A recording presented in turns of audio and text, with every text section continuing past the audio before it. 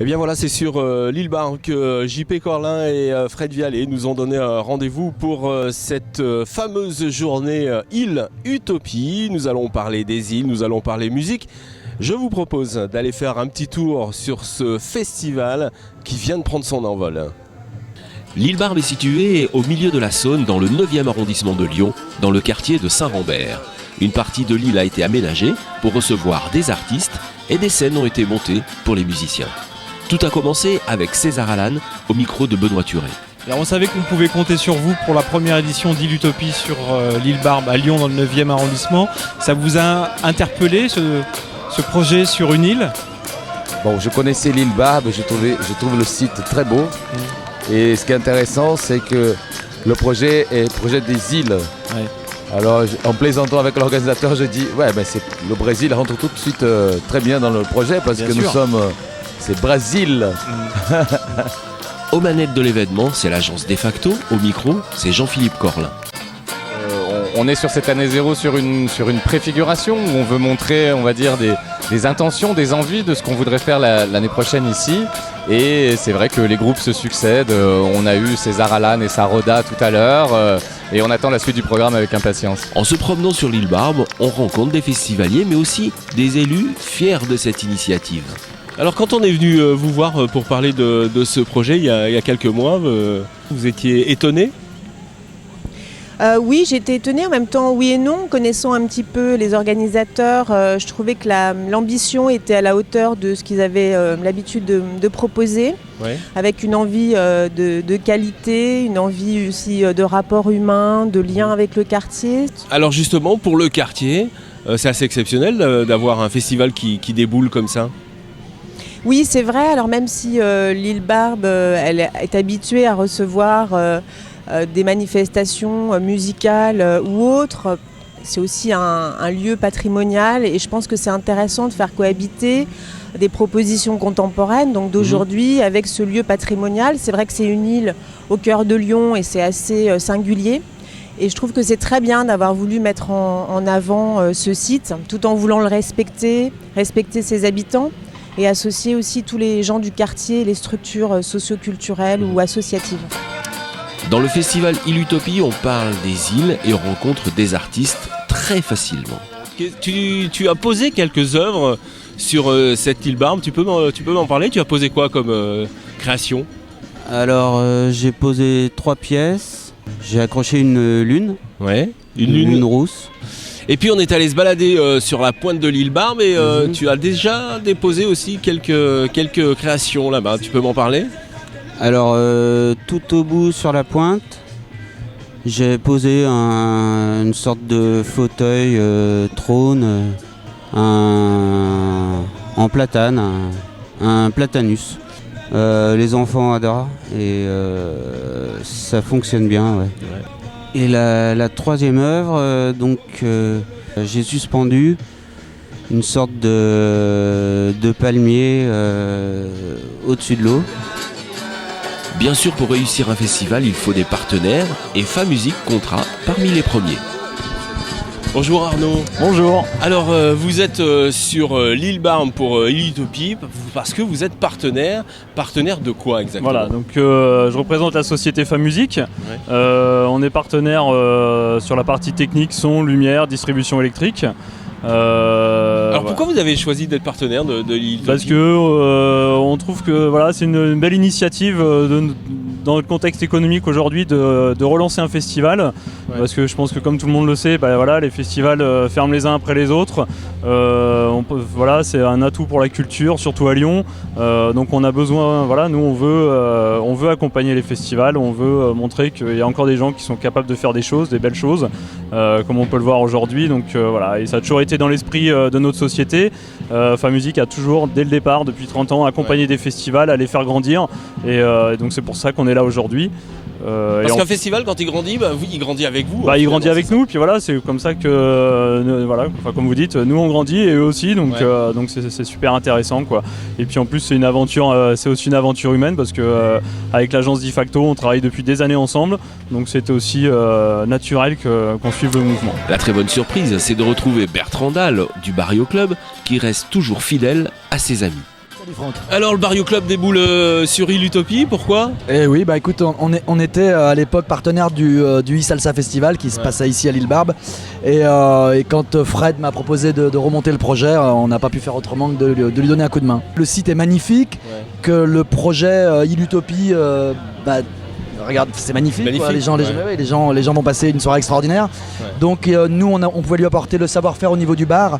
Donc on lui a proposé de l'aider. Voilà, donc on est venu avec l'équipe du Barrio pour lui donner un coup de main, leur donner un coup de main. Ouais, vous êtes combien là ce soir? Alors j'ai 4 personnes au bar donc du Barrio et on va envoyer tout ce qui est buvette traditionnelle et puis on a concocté un petit cocktail que nous a demandé de réaliser Fred à base de café de Paris, pour apporter notre petite touche, un petit plus. Le collectif Le Grand Chambardement était bien installé en plein cœur de l'événement avec un concept étonnant.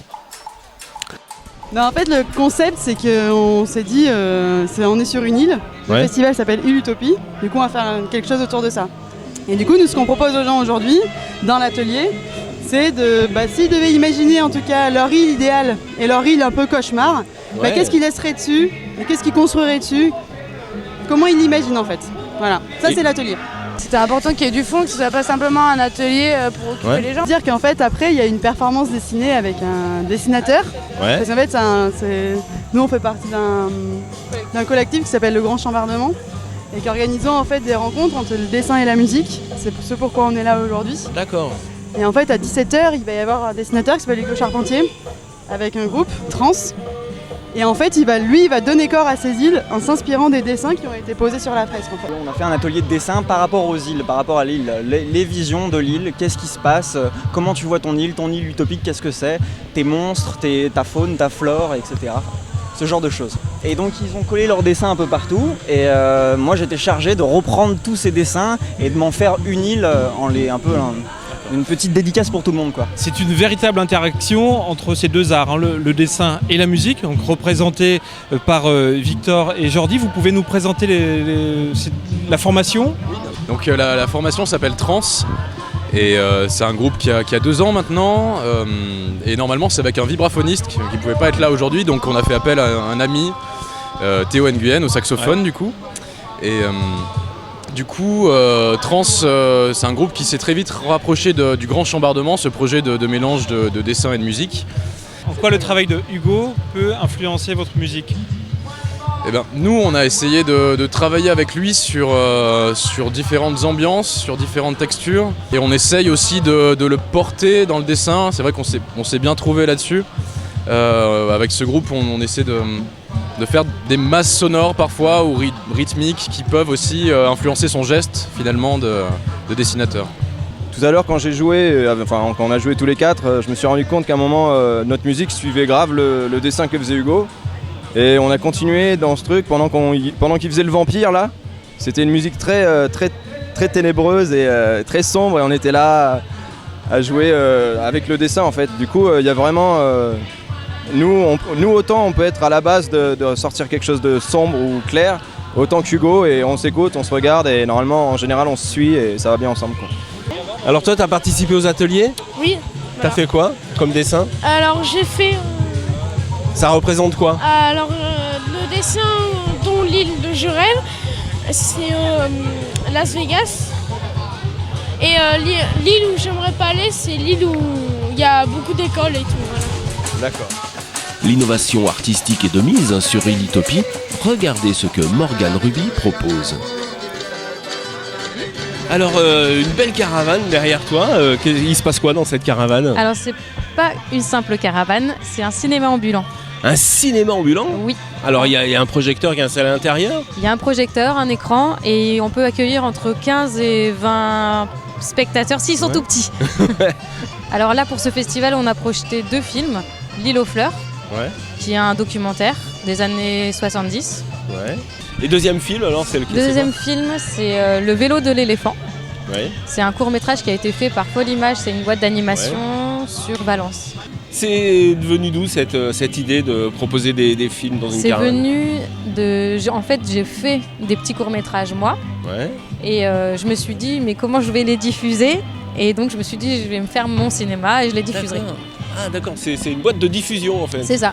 Sur Île Utopie, on s'occupe de la planète et avec le point tri, les festivaliers eux-mêmes se prennent en charge. Alors Yann, ici on est au point tri. Qu'est-ce qui se passe exactement au point tri? Alors ici on incite les festivaliers à venir broyer leur vaisselle compostable.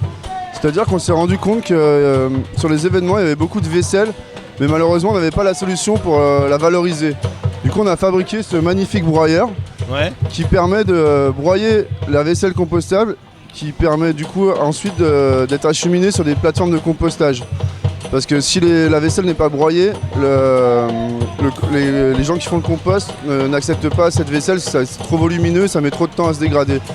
Grâce au broyeur, on peut valoriser ces déchets-là. Et alors vous êtes absolument de partout, sur tous les festivals, on vous voit de partout. C'est une volonté ça de recycler? On répond au maximum de demandes auxquelles on peut répondre. Donc, en plus de mettre en place le compost, on met aussi en place toute la gestion des déchets globale du festival. On récupère tout ce qui est tri sélectif aussi et ordures ménagères parce qu'il en restera toujours.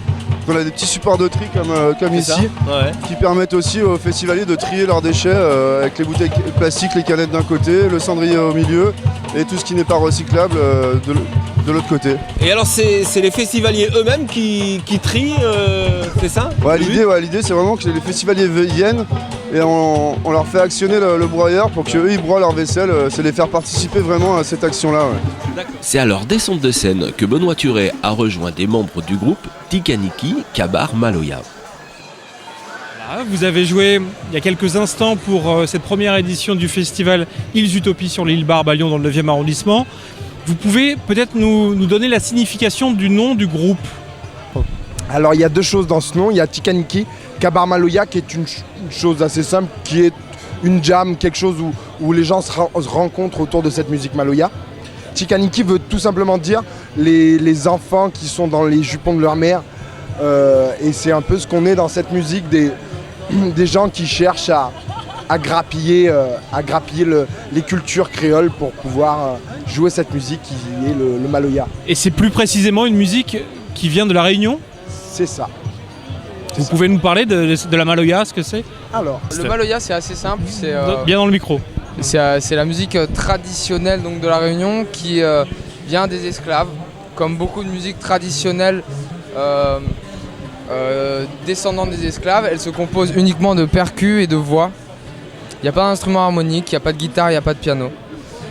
Généralement, les chants parlent d'esclavage, parlent d'amour, parlent de la vie de tous les jours. C'est une sorte de blues réunionnais, quoi. On peut le qualifier comme ça. Ce sont des chants traditionnels? Des chants traditionnels, ça chante en créole. Après, c'est une musique qui est très, qui a l'avantage d'être très récente. Très récente, elle s'est vraiment démocratisée à partir des années 60. Elle est sortie des cases où elle était cachée, où elle était confinée et interdite pour se faire connaître du grand public par des artistes comme Daniel Waro ou Firmin Viry qu'on défend dans nos chansons, on reprend leurs chansons, on les arrange différemment mais on reprend leurs chansons. On a formé un groupe, on l'a fait évoluer et maintenant on se retrouve après 6 mois d'existence à jouer au festival Île Utopie. D'accord, et la transmission s'est faite oralement de ces traditionnels? Oui. On n'a pas de partition, il n'y a pas de pupitre sur scène. Quand l'idée d'Île Utopie a germé dans la tête de Frédéric Vialet, le maire du 9e, Hubert Julien Laferrière, a tout de suite adhéré au projet. Alors Hubert, la première fois qu'on est venu vous voir et puis vous avez dit on va faire un festival sur l'île Barbe, vous l'avez pris comment? Je l'ai pris plutôt bien parce que je me suis rappelé de Isalsa, même si c'est pas Isalsa Beach, je me suis rappelé de l'ambiance qu'il y avait sur l'île Barbe et je crois que cette île magnifique est sous-exploitée, pas assez de Lyonnais la connaissent et un beau festival des îles sur une île, c'est évidemment l'occasion de faire connaître encore davantage cette île du 9e arrondissement mais où il y a un peu l'histoire de Lyon qui est là. Et vous vous êtes engagé pour que ce festival fonctionne? Ah ouais, je me suis engagé notamment à trouver les financements privés que j'ai trouvés auprès des entreprises que je remercie. Parce qu'effectivement, comme les temps sont un peu durs, je savais que j'aurais du mal à obtenir des subventions publiques. Et donc je me suis engagé, on a trouvé les financements. Et moi je souhaite qu'effectivement maintenant ce festival s'inscrive dans le temps et monte en puissance. Voilà, et donc ce festival, au-delà d'être un festival de musique des îles, c'est un festival où on veut aussi faire passer quelques valeurs par la musique par les paroles des artistes qui viennent chanter ici. En tout cas, bravo et merci pour votre implication. On compte sur vous pour les années prochaines. Vous pouvez compter sur moi. Autre bonne nouvelle, c'est l'arrivée du député du Rhône et président du Conseil général Jean-Jacques Kéran, mais aussi ancien ministre de l'Outre-mer. Monsieur Kéran, une île qui fête les îles, c'est pas banal? Non, c'est pas banal, mais ici il y a une île, l'île Barbe, qui est bien connue des Lyonnais. Il y en a quelques autres aussi, mais l'île Barbe, c'est bien connu des Lyonnais. C'est un lieu de promenade, de détente, d'amour aussi, de gastronomie. C'est une île avec une forte personnalité. Puis dans ces périodes un peu chaudes, c'est bien de respirer ici, auprès des arbres, au bord de la Saône. Et l'idée d'aller pêcher dans la culture des îles, on pourrait avoir vraiment très très nombreuses idées parce qu'il y a 300 000 îles au monde. Donc, vous voyez, entre la Corse, l'île Maurice, Cuba, on a plein de choses qui est possible. J'avoue que les îles bretonnes me plaisent énormément, la Corse aussi, pour son côté justement préservé, pour cette utopie aussi qui est un peu violemment défendue, mais qui est défendue, une utopie de nature, de vie sur cet îlot. Et puis l'esprit ilien, c'est toujours très particulier. En ce moment, je pense à Saint-Orin, par exemple, en Grèce. J'ai eu un vrai coup de cœur pour cette île quand j'étais gamin. L'île Utopie, bien sûr. Je sais pas, peut-être plus les Caraïbes, je dirais, que l'île Barbe, mais même si elle est très jolie celle-là. Mais... Mon île préférée, Bali. Alors je sais pas si on pourra faire une soirée sur le thème de Bali, je sais pas du tout au niveau musique ce qu'on peut faire. Mais ouais, Bali, ouais. Je crois que là on est bien parti pour la réunion Madagascar aussi, Madagascar. La Corse.